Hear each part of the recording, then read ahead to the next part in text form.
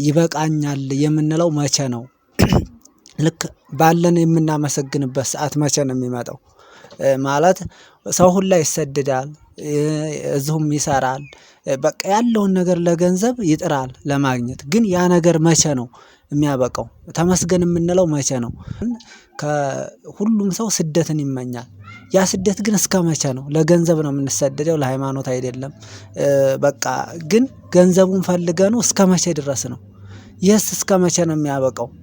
ጥያቄው በቃኝ ያለኝን በቃ እግዚአብሔርን አመስግኜ የምኖርበት ሰዓት መቼ ነው የሚል ጥያቄ ነው። ማለት በቃ ትንሽዬ ለምሳሌ የ9,000 ብር ደሞዝተኛ ቢሆን ያችን የ9,000 ብር ደሞዝ አብቃቅቶ እግዚአብሔር ይመስገን ብሎ አስራት አውጥቶ በዚች ደሞዝ የሚኖር ሰው አለ ይታወቃልም። ግን እንደዛ ምን ሆነው መቼ ነው የሚል ጥያቄ ነው ዲያቆንን የምጠይቀው። ወደ ወንድማችን ወስዳቸዋል። እሺ እግዚአብሔር ይስጥልኝ።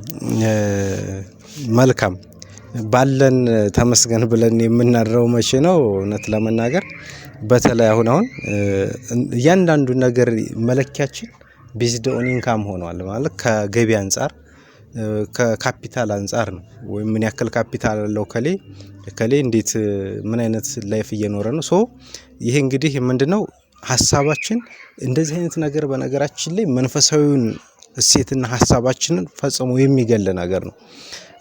እንደው አሁን ቅድስናን ይሄ መንፈሳዊ ህይወትን ስናስብ እርግጥ ቤተክርስቲያን ያልሰራ ይብላ ነው።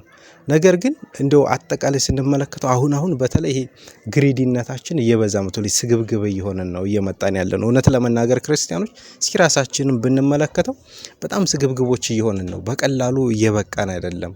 እግዚአብሔርን ለማመስገን በየቀኑ ምክንያት በቃ የሆነ ነገር ካልተደረገልን ማናመሰግን ሰዎች እየሆነን ነው። የሆነ ነገር መጠየቅ የሆነ ነገር ሲሳካ ደግሞ ሌላ ነገር እንጠይቃለንና ይሄ እንትን ደግሞ ሄዶ አንድ ቀን ደግሞ ከቤቱ እንድንርቅ ያደርገናል። ይሄ ስግብግብነታችን ይሄ በቀላሉ አልጠግባይነታችን ብዙ ቦታ እየደረስን ብዙ ህልም እንዲኖረን ያደርጋል። ብዙ እናለምና ደግሞ ያለ ማስተሳካት ስንሮጥ እግዚአብሔር አምላካችንን እንዘነጋዋለን። የክርስትና ህይወት በነገራችን ላይ ቤዝድ ኦን ኢንካም የሚለካ አይደለም። እንደው አባቶቻችን እኮ አማን መነኑ ሰማዕታት ጣዕማ ለዘላለም ነው። ወካው ደግሞ በእንተ እግዚአብሔር ወታገሱ ሞተ መሪረ በእንተ መንግስተ ሰማይ። ሰማዕታት የዚችን ዓለም ጣዕም በእውነት ናቁ፣ ደማቸውን ስለ እግዚአብሔር አፈሰሱ፣ ስለ መንግስተ ሰማያትን ብለው መራራ ሞትን ታገሱ ነው አይደል የተባለው። አባቶቻችን ይችን ዓለም ጣዕሟን ንቀው በዋሻ በዱር በገደሉ ግርማ አራዊትን ጸባጋሩን ታግሰው ይኖራሉ። እኛ ግን ዓለም ውስጥ ሆነ በዚህ ባለም እየኖርን ባለን አመስግነን መኖር ተስኖናል። እውነት ለመናገር በጣም አሳሳቢ ነው። ለዛ ነው እኮ ወደ አሕዛብ ኢአማኒ ወደ ሆኑት እንድንሰደድ እያደረገን ያለው እሱ እኮ ነው። አልጠግባይነታችን ነው። ባለን ማመስገን እያቃተን ስለሆነ እሱም ይሁን ተሰደንም እኮ በሰዓቱ መምጣት እያቃተን ነው። የእግዚአብሔር መቅደሱን ሳናየው እጣኑ ሳይሸተን ንስሐ ሳንገባ ስጋውን ደግሞ ሳንቀበል አንድ ጊዜ በሕፃንነታችን እናት አባቶቻችን ልክ የልጅነት ጥምቀት ስንጠመቅ ብቻ የተቀበልነው ስጋው ደግሞ ከዛ በኋላ እየናፈቀን እየኖር በዛው ተጠርተን እንሄዳለን። እና በጣም ያሳዝናል። እውነት ለመናገር ሰፋ አድርገን ካየነው ማለት ነው መቼ ነው የሚበቃን? እኛ በጣም ስግብግቦች እየሆነን ነው ክርስቲያኖች። ስለዚህ ፕላን አውጥተን በቅድ መኖር አለብን። በቅድ መኖር ማለት ስግብግብ መሆን ማለት አይደለም። ያው ያለው እኮ ለበረከት ካለው እኮ በቂ እኮ ነው። አመስጋኞች ከሆነን እግዚአብሔር ከተጨመረበት ቀደም ሲል እንዳነሳ ነው አስራትን የምናወጣለት ከሆነ የሀብት ገንዘብ ከተባረከ እኮ ይበቃናል እኮ። እና ክርስትና በተለይ የሚለካው ከገንዘብ አንፃር የሆነ ገንዘብ ስንፈልግኛ መንፈሳዊ ህይወታችንን እያጣነው ነው። እንዴ ገንዘብ የሚያስፈልግ ቢሆን ክርስቶስ ኢየሱስ ከምንም ከሌላት ታናሽ ብላቴና ከድንግል ማርያም መወለድ ለምን አስፈለገው ነበር? በወቅቱ ከነበሩ በጣም አላቸው ከሚባሉ ሚሊዮነሮች በወቅቱ ካሉ ባለሀብቶች መወለድ አይችልም ነበር? ዝና ቢፈልግ ከአንዲት ብላቴና በግርግም በከብቶች ማደሪያ ከሚወለድ ክርስቶስ አምላካችን በቤተ መንግስት መወለድ አይችልም ነበር እንዴ? ይችላል እኮ። ምክንያቱም ሁሉ በሱ የሆነ እኮ ነው። ሁሉ ለሱ የሚታዘዝለት አምላክ እኮ ነው። ግን ሁሉን ማድረግ የሚችል አምላክ ባዶ አድርጎ ነው የመጣው ራሱን። አየው ምድር ላይ ሲኖር እንኳን ምንድነው ያለው? ለሰማይ ወፎች እንኳን ጎጆ የሚጠለሉበት አላችሁ፣ ለሰው ልጅ ግን የሚጠለልበት የለም አለ ራሱን በሰው ልጅ መስሎ። ለኔ ግን ምንም ነገር የለኝም። አይ ክርስቶስ እኮ ምድር ላይ ሲኖር አንድ ቀን እኮ አንድ ቅጠል ቆርቆሮ እኮ ቤት ሰርቶ አልኖረም። እየዞረ ከተራራ ከአንዱ ሀገር ወደ አንዱ ሀገር እየዞረ ነው የኖረው። ይሄ ዓለም ወገኖች ይህ ዓለም ጊዜያዊ ነው።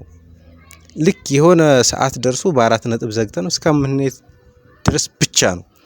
ብዙ ብንሰበስብ ብዙ ብናግበሰብሰው አንድ ቀን ጥለን እንሄዳለን። እውነት ለመናገር እንደው ከተከተለንም አንድ ቀን ቢከተለን አንዲት ሻማ ተከተለን ብትሄድ ነው እስከ መቃብር። አንድ አባት መቃብር አፋፍ ላይ ነው አድርሶ የሚመለሰው ነው ያሉት። መቃብር አፋፍ ላይ የቀብራችን ዕለት በደንብ ብንታጀብ አስከሬናችን በድናችን መቃብራችን ላይ ትልቅ እብነ በረድ ቢቀመጥ ምን ይጠቅማል እሱ ሁሉ።